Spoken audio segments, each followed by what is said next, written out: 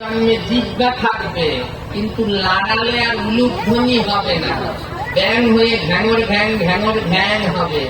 বলে এখন যদি উলুধ্বনি দিতি আমি কৃষ্ণ আসতাম, আর পরের জন্মে ব্যাং হয়ে জিহ্বাটা লাড়াবি, আমি আসবো না। আসবে কে? ব্যাঙের ডাক শুনে কে আসে? সাপ এসে তোকে গিলে খেয়ে নেবে। আপনারা এখানে এতজন মায়েরা রয়েছেন, সবাই মিলে যদি উলুধ্বনি দেন আশেপাশে থরথর করে কাঁপবে, সবাই ভাববে যে সনাতনী মায়েরা ওখানে আছে, ওরা সিংহ, সিংহের মতো তাদের উলুধ্বনিতেই থরথর করে কাঁপে, আর তাদের ভিতরে যে কি শক্তি রয়েছে একবার দেখি সবাই মিলে একজনে বন্ধনা নিতাই গৌর প্রেমানন্দে।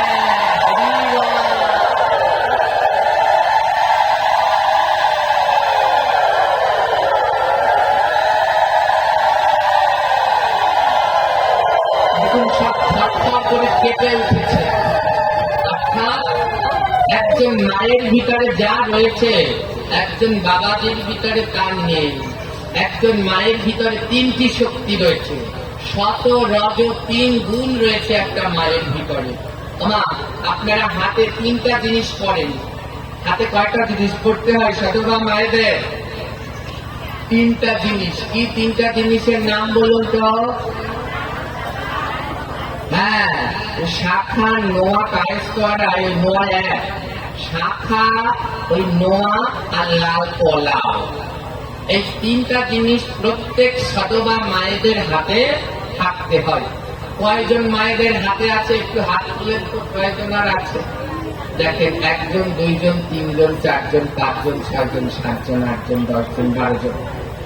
এতগুলো মায়েরা 400-500 হবে, তার ভিতরে মাত্র 12 জনের হাতে শাখা, নোয়া, কলা, এই 12 জনের হাতে আছে, আর অনেকের হাতে নেই। কারো হাতে শাখা আছে, কলা নেই, কারো হাতে কলা শাখা আছে, নোয়া নেই, কারো হাতে শুধুই শাখা আছে আর নোয়া কলা কিছুই।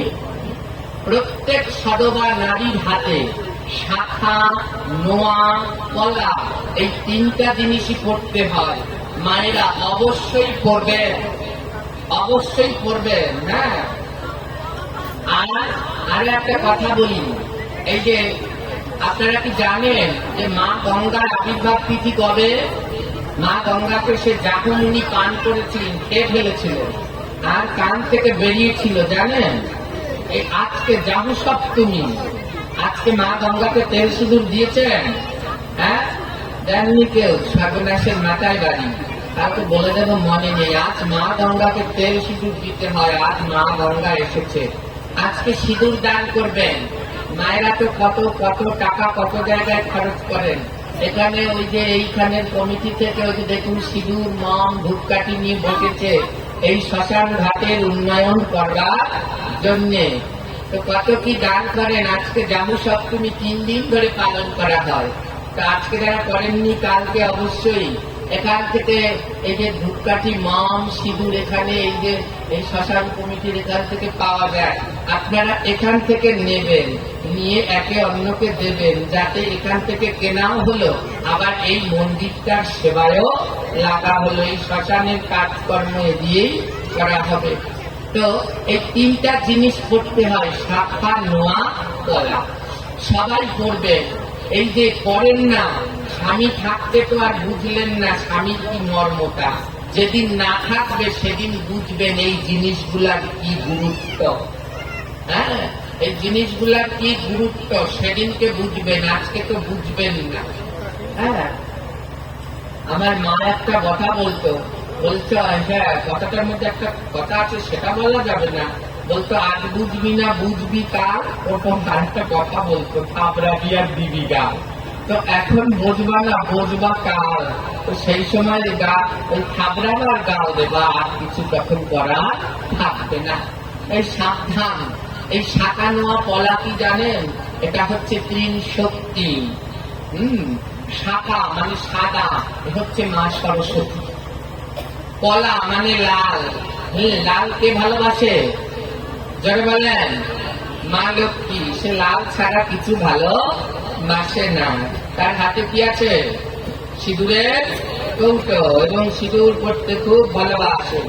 তাই লাল কলা মানে হচ্ছে মা লক্ষ্মী। আর নোয়া ওটা কি রঙের থাকে, কি দিয়ে তৈরি হয়? কালো তামা থাকে, হ্যাঁ, লোহা থাকে, সব থাকে, ওটি তৈরি হয় কালো কালো।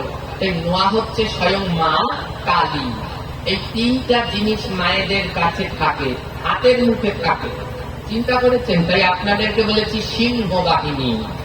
হ্যাঁ, সিংহ বাহিনী কেন বললাম? আপনাদের হাতে রয়েছে তিনজন, এতে সরস্বতী, লক্ষ্মী আর কালী।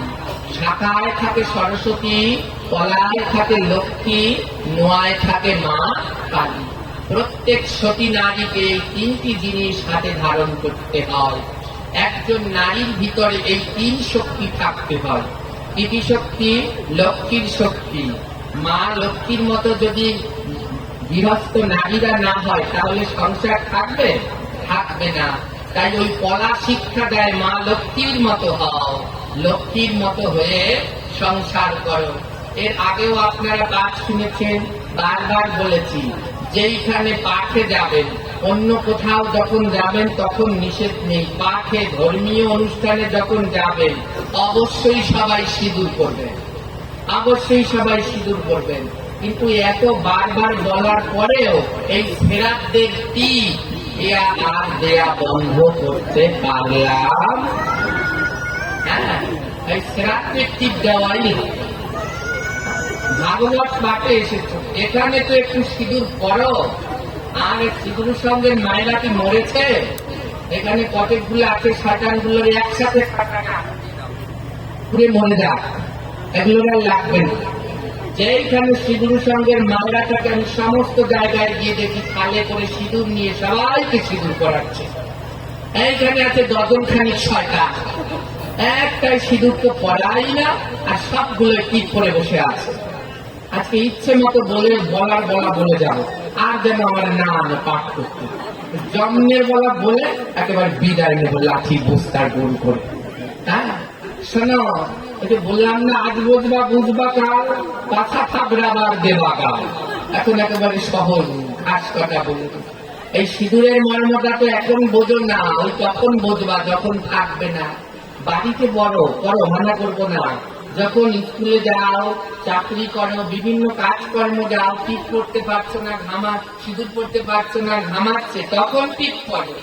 ভাগবত কাছে এসেছো, সাধু সঙ্গে এসেছো, সঙ্গে এসেছো, তখন ওই শ্রাদ্ধ করা লাগবে তোমার। 180টার কপালে।